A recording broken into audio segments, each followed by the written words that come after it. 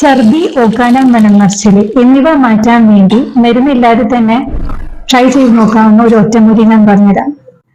അതിന് നിങ്ങൾ നിങ്ങളുടെ കൈയെടുത്ത് ഇങ്ങനെ ഫിസ്റ്റ് ആക്കി വെക്കാം. എന്നിട്ട് ഫിസ്റ്റിന്റെ ജസ്റ്റ് അടിയിലായിട്ട് 3 വിരല് വെക്കാം.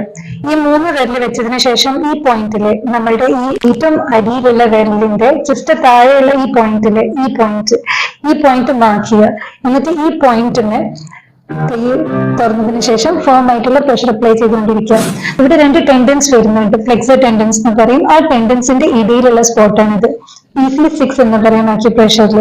ഈ PC6 ഇങ്ങനെ ഫേം ആയിട്ടുള്ള പ്രഷർ അപ്ലൈ ചെയ്തുകൊണ്ടിരിക്കുക. വേദിക്കാൻ പാടില്ല. ഫേം ആയിട്ടുള്ള പ്രഷർ ഇങ്ങനെ അപ്ലൈ ചെയ്തുകൊണ്ടിരുന്നു കഴിഞ്ഞാൽ നിങ്ങൾക്ക് മരുന്നില്ലാതെ തന്നെ ആ ശക്തമായിട്ടുള്ള മനംമറിച്ചിലും ഛർദീനും നമുക്കൊന്ന് കർബ് ചെയ്യാൻ പറ്റും, കുറയ്ക്കാൻ പറ്റും.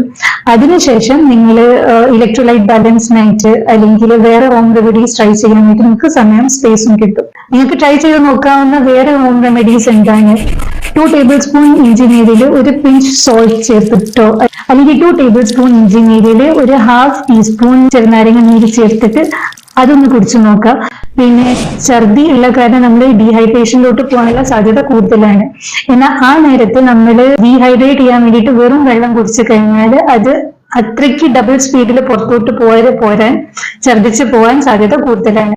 അപ്പൊ വെറും വെള്ളം കുടിക്കുന്നതിന്റെ ബദലായി നമ്മൾ ആ വെള്ളത്തിൽ തന്നെ 1 ടേബിൾ സ്പൂൺ വരെ ഇഞ്ചി നീരും ഒരു ½ ടേബിൾ സ്പൂൺ ചെറുനാരങ്ങ നീര് ചേർത്തിട്ട് 2 സ്പൂൺ വെറും പഞ്ചസാര അല്ലെങ്കിൽ നോർമൽ ഗ്ലൂക്കോസ് പൗഡർ ഉണ്ടാവില്ല, അതാണ് ബെറ്റർ.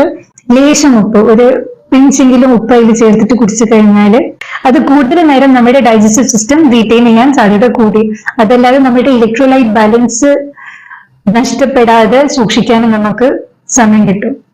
പുതിന ഇല, ജീരകം, വലിയ ജീരകം, ഇതൊക്കെയും നമ്മുടെ ഈ ഓക്കാനം വരല് അല്ലെങ്കിൽ ഇങ്ങനെ ഡൈജസ്റ്റീവ് ആയിട്ടുള്ള ഇറഗുലാരിറ്റീസിനെ ബാലൻസ് ചെയ്യാൻ വേണ്ടിയിട്ട് ഹെൽപ്പ് ചെയ്യുന്നതാണ്.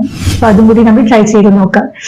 ഇതൊക്കെ ചെയ്തിരിക്കെ നമുക്ക് പ്രശ്നത്തിൽ കുറവ് കാണുന്നില്ലെങ്കിൽ വേഗം തന്നെ നമ്മുടെ അടുത്തുള്ള ഹോമിയോപ്പത്തിക് ഡോക്ടർ അല്ലെങ്കിൽ ഏതെങ്കിലും ഫിസിഷ്യനെ കാണല് അത്യാവശ്യമാണ്. കാരണം ചില ഛർദികൾക്ക് അണ്ടർലൈൻ കോസസ് ഉണ്ടാവും. അതിന്റെ കാരണം എന്താണെന്ന് തിരിച്ചറിയാതെ അതിനെ മാറ്റാതെ ചില ഛർദികൾ കംപ്ലീറ്റ്ലി വിട്ടുമാറില്ല. അപ്പൊ അക്കാരണം കൊണ്ട് വേഗം തന്നെ നിങ്ങളുടെ അടുത്തുള്ള ഫിസിഷ്യനെ കാണൽ അത്യാവശ്യമാണ്.